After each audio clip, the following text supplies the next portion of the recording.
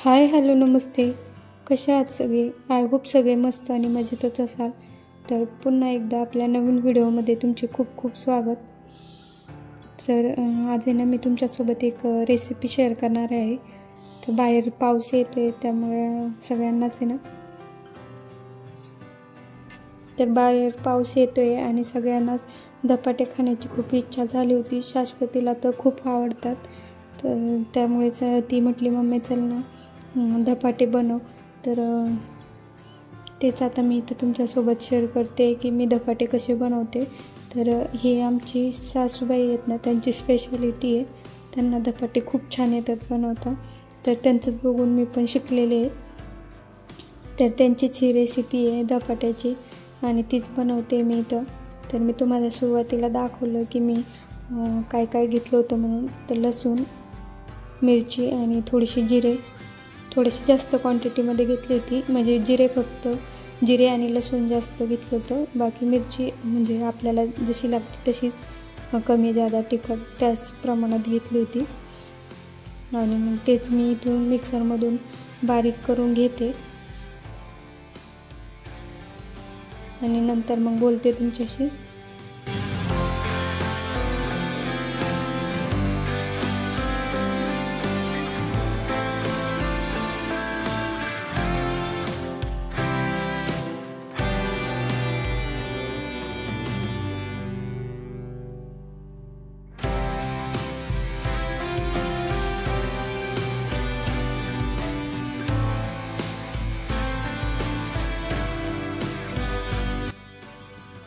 कालच्या बाजारी ना कोथिंबीर खूप स्वस्त होती आणि माझ्याकडून म्हणजे बरीचशी आणण्यात आली पण होती. म्हटलं चला त्या कोथिंबीरीचा पण काहीतरी वापर होईल. तर धपाट्याला कशी जास्त कोथिंबीर घातली ना तर चांगली लागते धपाटे. तर तेच मी इथं कोथिंबीर आता धुवून घेते व्यवस्थित. म्हणजे आधी नळाच्या पाण्यानेच धुते आणि नंतर मग जे आपलं प्यायचं पाणी आहे ना त्याने धुते. तर नळाच्या पाण्याने मी स्वच्छ क्लीन करून घेतली आणि आता एक ग्लासभर पाण्याने आपले जे प्यायचं पाणी आहे ना त्यांनी धुवून घेते. तर चला मग इथे मी कोथिंबीर पण धुवून घेतली. आता मस्त तिला कट करून घेते आणि मग नंतर म्हणजे ज्वारीचं पीठ, गव्हाचं पीठ आणि आपलं जे डाळीचं पीठ असतं ना हे तिन्ही पीठ मिक्स करूनच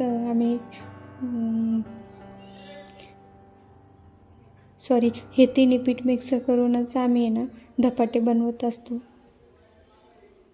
म्हणजे पहिलं माझ्या माहेरी नव्हते असं करत. तर ते ज्वारी असं म्हणजे कणसं वगैरे भाजून तसं करायचे. धपाट्याचं पीठ ते म्हणजे ज्वारीचे कणसं भाजायचे आणि नंतर मग ते असे चोळून घ्यायचे हाताने आणि नंतर ते वाळवून वगैरे मग ते जे ज्वारी पडते ना मग त्याचे ते पीठ दळून वगैरे आणायचो आणि त्याचे धपाटे बनवायचं. तर इथं तसं नाही बनवत. इथं माझ्या सासूबाई असंच बनवतात. तर मग आता आम्ही पण म्हणजे मी पण असंच बनवते. ते जसं बनवतात तसं. तर आम्हाला चौघांना एवढं इनफ होईल त्यामुळे मी तेवढंच घेतलं आहे. तर थोडंसंच इकडल्या साईडला डाळीचं पीठ आहे आणि ज्वारीचं आणि गव्हाचं पीठ असं हे तिन्ही मिक्स करून घेतलं आणि किती मोठी कोथिंबीर टाकली, मीठ पण टाकलं आहे आणि थोडीशी हळद पण टाकली आहे.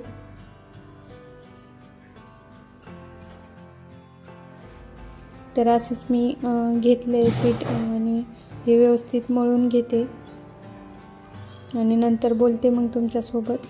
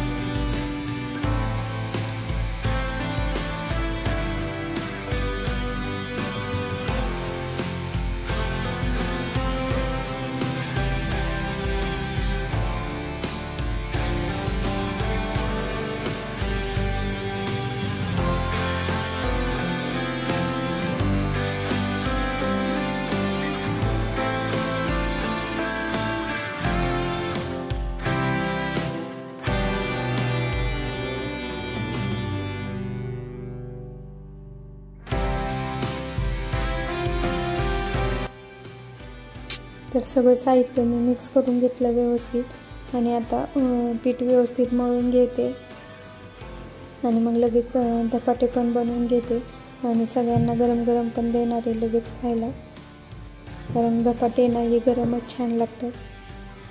त्यामुळे बघा एवढंच झालं आहे आणि एवढं आम्हाला चौघाला पुरेसं होतं, त्यामुळे मी थोडंच घेतलं.